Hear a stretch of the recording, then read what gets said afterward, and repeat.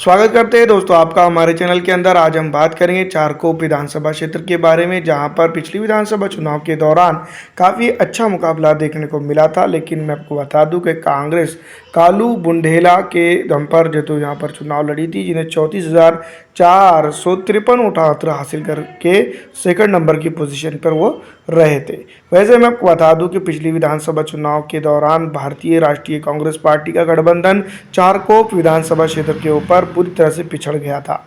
वहीं रोजेश सागर जो तो बीजेपी के प्रत्याशी के तौर पर यहाँ पर चुनावी मैदान में थे, जिन्होंने 1,08,202 वोट हासिल किए थे।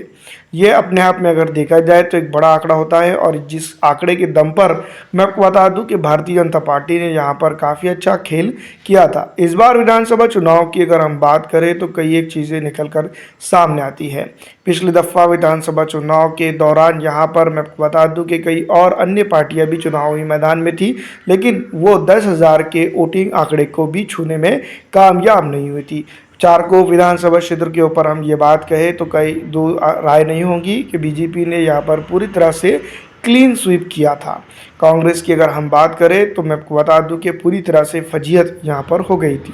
मैं आपको बता दूं कि पिछले विधानसभा चुनाव के बाद चारकोप विधानसभा क्षेत्र के अंदर उम्मीद यही लगाई जा रही थी कि जनता ने जिस तरह से वोटिंग की है उस तरह से यहाँ पर डेवलपमेंट होगा, लेकिन चारकोप विधानसभा क्षेत्र के अंदर उल्टा ही माजरा देखने को मिला।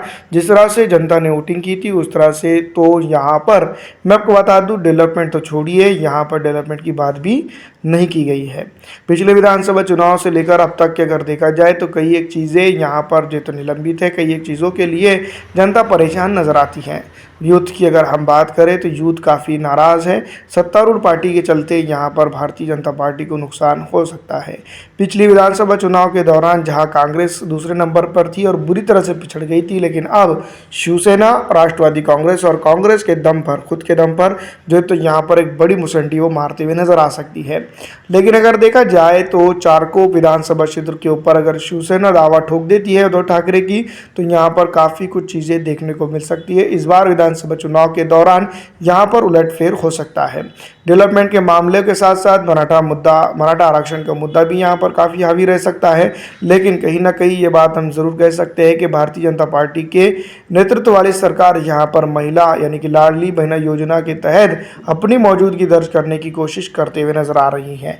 पिछले विधानसभा चुनाव और अब के विधानसभा चुनाव में काफ़ी जो तो अंतर देखने को मिल रहा है। बताया ये भी जा रहा है कि जो तो जिस तरह से वोटिंग या फिर काउंटिंग और तमाम तर चीज़ें हैं, उन तमाम तर चीज़ों के ऊपर इस बार कड़ी नजरदारी रखनी होगी, क्योंकि इलेक्ट्रॉनिक वोटिंग मशीन के ऊपर पिछली दफ़ा भी चारकोप विधानसभा पर में शक किया गया था। इस बार भी कुछ ऐसे ही हालात नज़र आते हैं। फिलहाल इस वीडियो में इतना ही।